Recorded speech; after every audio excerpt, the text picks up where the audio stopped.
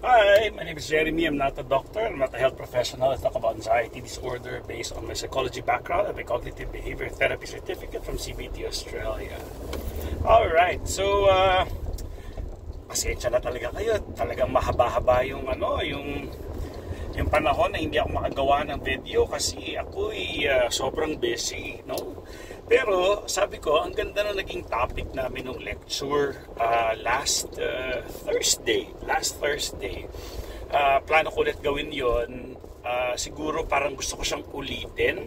Pero syempre, yung mga umattend na, sa susunod na lang kapag may bagong programa. But itong programa na ginawa ko, yung lecture na yon, I think effective siya kasi kahit yung mga nanood, nakalma sila doon sa nangyari because of the knowledge that we've shared.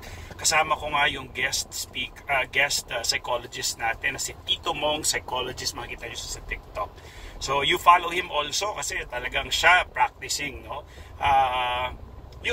Practicing psychologist siya. Ako naman graduate lang at ako may certificate din na CBT, but I'm not practicing kasi, no? Iba yung trabaho ko, okay? But sabi ko nga, I do this to help a lot of people. No? Nagkaroon pa ng issue yan about sa lecture. Ginawa ko daw negosyo na. Sabi ko, although ang daming sumuporta sa akin, isa lang naman siya.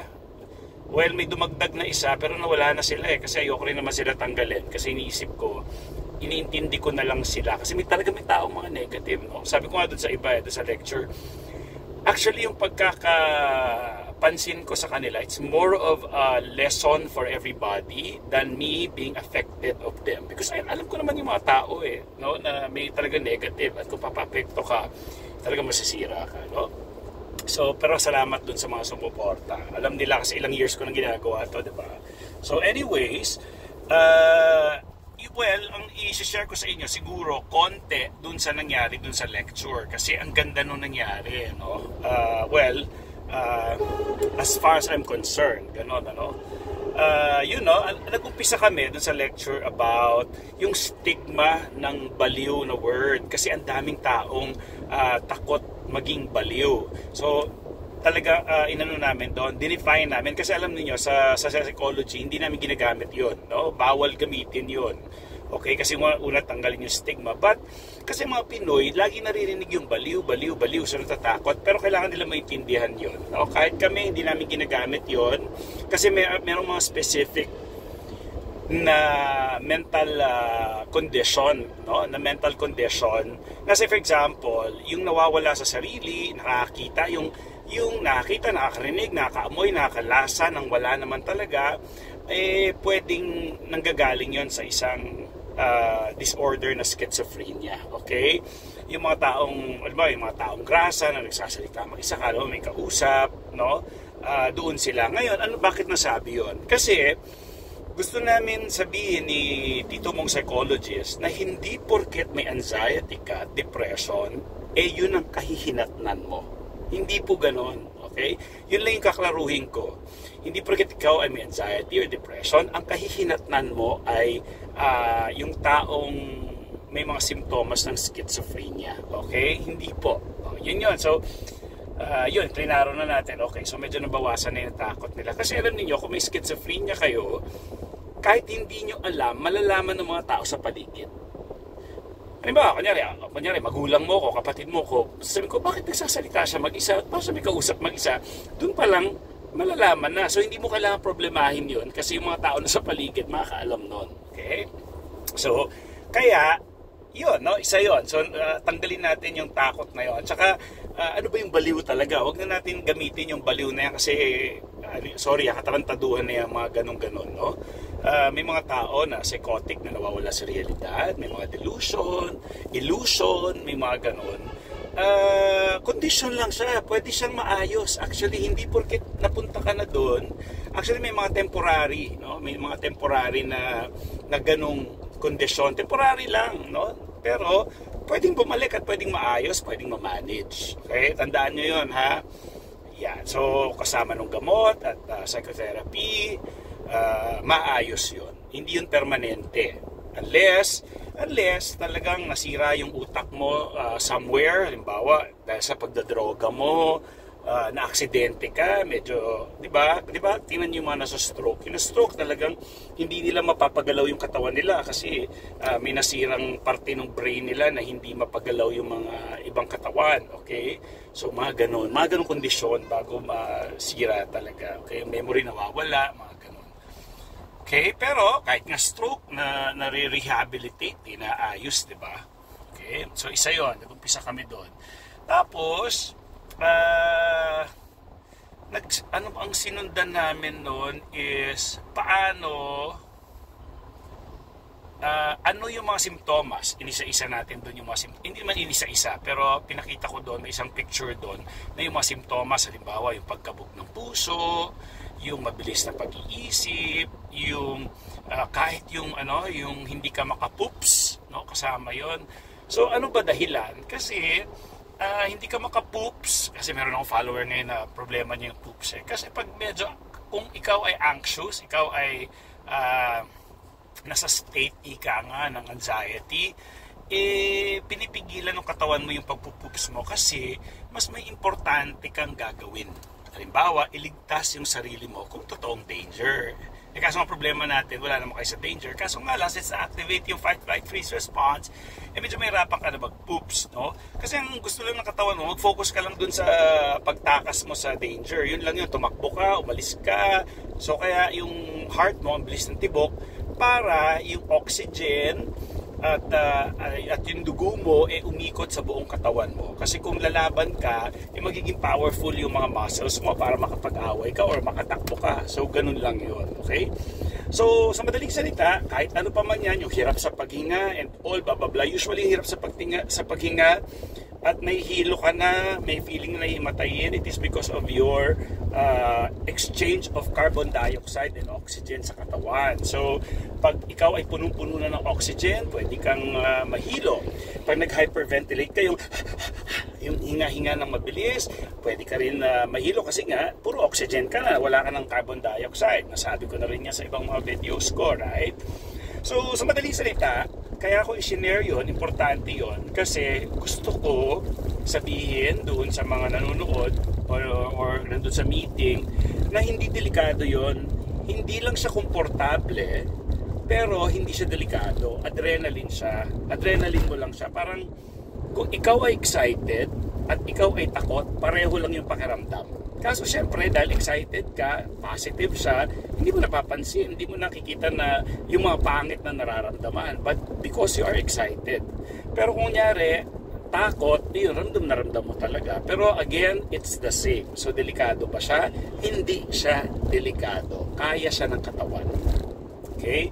So, kung nag-aalala ka, ito nangyari sa akin, baka mamatay ako dahil sa mga simptomas na yun. Hindi po. Tanggalin na po natin yon unless or ikaw talaga ay may karamdaman. Okay? Kung may karamdaman ka, chronic, pwede. Pero again, itong video na to, it's all about anxiety disorder. So pag sinabi natin anxiety disorder, usually fear of the fear lang yan. No? Isa yun sa mga simptomas niyan, yung fear, well, hindi siya simptomas, but yung paniniwala, no? O yung tumatakbo sa isip mo, it's fear of the fear, ayaw mo maulit yung simptomas na yon, kaya nakabantay ka lagi, okay? But then again, tingnan mo, ilang taon na kayo may ganyan, ang tagal-tagal na, bakit hindi pa rin naman nangyayari yung mga kinakatakutan nyo sa sarili nyo? So, kumbaga, meron tayong ebidensya na kalokohan yan, katarantaduhan lang yan, yung mga ginagawa nyong pananakot sa sarili ninyo, okay? So, na-discuss natin yung bottom line, hindi lang siya komportable, pero safe ka, no? Wala ka sa danger, okay? Sabi ko nga sa'yo, kung excited ka, pareho lang yun. Isa yun sa mga na-discuss namin. At na-discuss din namin doon yung association saka yung condition, no? Yung conditioning na nangyayari. Bakit ba nangyayari yun at bakit tumatagal? No? Ang condition, ang association kasi ganito yung sinample ko doon eh. Doon ko lang din naisip nung gabi na yun eh. Halimbawa, nasa jeep ka o kaya FX, sabi ko pa nga FX, ano na ba tawag ngayon? Dati FX eh, basta ganon. So nasa jeep ka, bigla kayong na-hold up sa jeep, syempre kinabahan kayo lahat, yung iba tumatalon pa ng jeep eh, di ba? Grabe, nervyos na ngayon. natakot ka dun sa experience. Ang nakakatakot dun yung hold-upper, lalo na kung may baril pa, o kaya kutsilyo, di ba? Natakot ka na. Ngayon, sa araw-araw, ganito na de-develop yung anxiety. Pwedeng specific, no? Pwedeng talagang phobia, doon lang sa ganong sitwasyon or trigger, yun, pwedeng phobia. Pero pwede rin generalize, no? So, for example, anong nangyari? So, natakot ka sa hold-upper. After mong ma-hold up, after no experience na yon, so, nagkaroon ka na ng association. Okay? Nagkaroon ka ng association at nagkaroon ka ng conditioning. Ang association doon, yung hold up equals pagsakay mo ng jeep. Wala namang hold upper, pero tuwing sasakay ka ng jeep or FX, kinakabahan ka na, anxious ka na. Wala namang hold upper. So, in-associate mo ngayon yung takot, yung fear mo, doon na sa jeep, hindi na sa hold upper. Ang taong may mga anxiety disorder, hindi lang jeep yun, kung ano-ano pa. Meron siya grocery, kung ano-ano, marami pa, kung saan-saan lugar, sa simbahan, school, at dahil hindi niya nga naintindihan, kung ano na, hanggang sa naka-develop na siya ng agoraphobia, ayaw niya na lumabas ng bahay because of that. You see, nagkaroon ng association, yung fear niya, na kapag sumakay siya ng jeep, lalabas na yung pakiramdam niya, although kahit walang hold-upper. Gets nyo? At nakondisyon niya na yung utak niya na gano'n. So kaya gano'n na di-develop ang anxiety. Dahil naka-experience ka ng hindi maganda, yung symptoms lumabas, nahirapan ka huminga, kumabog yung puso mo, nanlamig ka, lahat, lightheadedness, abilis ng utak mo, lahat yun natakot ka. So, yun na parang fear of the fear na dahil dun sa unang experience lang. Okay? Ayaw mo na lumabas, baka mangyari ulit. So ganun yun nangyayari. No? Tuwing lalabas ka na, lahat ina-associate mo at gumagawa ka ng conditioning mo. Okay? So, yun. No? May maganda pang sample yan. Yung sinasabi ko yung sa aso, yung kay Pavlov ngayon. Pavlov. Okay? So, yun. Isa yun sa mga na-discuss namin. Also, paano yung management? Ito yung pinakamaganda doon, yung management. So, anong gagawin? Hindi siya overnight. Hindi siya overnight na mamamanage mo. Kailangan kasi kung may association ka at nagkaroon ka na ng conditioning, kailangan ma-override mo yon. Okay? So, kailangan ilagyan mo siya ng panakip doon. Okay? Panakip patawag at may term. Kumbaga, kung may gano'n, may panangga ka, yun. I-develop mo yung panangga through neuroplasticity. Okay? Kumbaga, ganito lang yan. Kung mag-aaral ka ng gitara, it will take you weeks, months para matuto ka mag-gitara. Kasi yung utak mo, dinidevelop mo lang, nagkakaroon siya ng learning for gitara. Natututo siya. Ngayon, para makalimutan mo yung gitara, ang gagawin mo dyan, huwag ka na mag-gitara. Huwag mong gagamitin yon ng ilang taon. Okay? Pwedeng pag umawa ka ulit ng gitara, maaring magpa-practice ka ulit, kakapain mo ulit, pwede siyang bumalik. It's also the same with anxiety. Pero depende na sa iyo kasi malalim na yung kaalaman mo no? Okay? So ganun yung style niya. So paano siya i-manage? Importante yung kaalaman na masabi mo sa sarili mo na wala ka pala sa danger. At in fact, may mga ebidensya. There are evidences na wala ka sa danger. For example, ng evidence. Ilang taon ka na, yung iba nga sa akin, Sir, 8 years na ako may ganito. Kaya nga, sa loob ng 8 taon, hinimatay ka na ba? Hindi pa. O nga, ngayon, bakit takot ka pa rin? Sa loob ng 8 taon, hindi ka pa hinimatay. Bakit ganun pa rin paulit-ulit araw-araw? May ebidensya ka nang hindi ka nangyayari sa iyo yun. So, yun. Ito yung mga style na ginagawa ko. That's part of cognitive behavior therapy. Inaayos namin yung pag-iisip. Okay? So, yun. Una, ebidensya. Yung kaalaman. Importante. Ang gaya niya, may talk therapy ako. May talk time ako kanina. Sabi niya, tuwing iiyak ako, talagang naninikip yung dibdib ko. Kasi namatayan siya ng tatay. Today lang, nausap niya talaga ako parang emergency. Kasi parang hindi niya kaya pumunta doon sa tatay niya. Kasi meron din daw siyang disorder. So, problema niya, baka kung anong mangyari sa kanya kung umiyak siya doon kasi parang hirap na hirap siyang huminga pag umiiyak siya. Sabi ko sa kanya, Di ba, nung bata tayo, minsan, napapagod na tayo sa kakandaiyak hanggang sa tumigil na lang tayo. May nangyari pa sa ating masama? Namatay ba tayo? Na-stroke ba tayo? Na-heart attack ba tayo? Na-emergency ba tayo dahil umiyak tayo ng matindi? Okay, isa yon. Sabi niya, hindi naman. Sabi niya, or pangalawa, nakakita ka ba ng mga pamilya sa mga burol o kaya libing na nagkakandaiyak talaga yung talaga hirap umiyak? Diba? Nakakita ka ba ng ganon? Ano yung worst na nangyayari sa kanila? Sabi ko sa kanya, hinihimatay. O, diba, pinaliwanag ko na rin sa'yo bakit importante or bakit nangyayari yung himatay sa tao. Diba?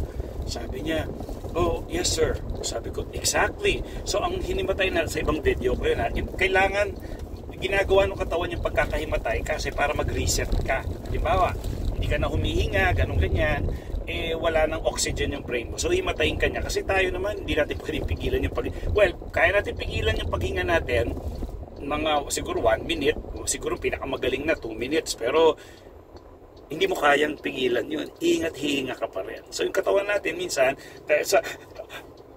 pag hinimatay ka, mag-override siya yung magkocontrol. So, hihinga ka pa rin. So, sabi ko, ano bang masama? Ang masama lang na baka mabagok yung ulo mo. Okay? So, pag pumunta ka doon, sabi ko, kailangan meron ka suporta. Ano yung asawa mo, kapatid mo, bahala. Basta may hahawak sa'yo in case na kakailanganin mo yun. Sabi ko gano'n sa kanya. Sabi ko, wala ka naman sakit sa puso, di ba? Wala ka naman sakit sa kung whatever. Hindi, healthy naman daw siya. Exactly.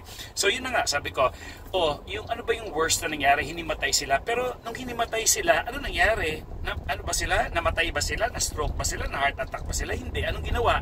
Pinaypayan lang po, pinaupo, tapos balik naman sa normal. Exactly. So, anong pinagkaiba mo? Bakit ikaw takot na takot doon? Pwede naman mangyari talaga yun. Dahil sa sobrang emotion mo and all, hindi ka na humihinga. Okay? So, kailangan natin ng ebidensya. Bago tayo matakot, kailangan. So, yung mga ganung kaalaman, makakatulong yon para mawala yung takot ng isang tao. Okay?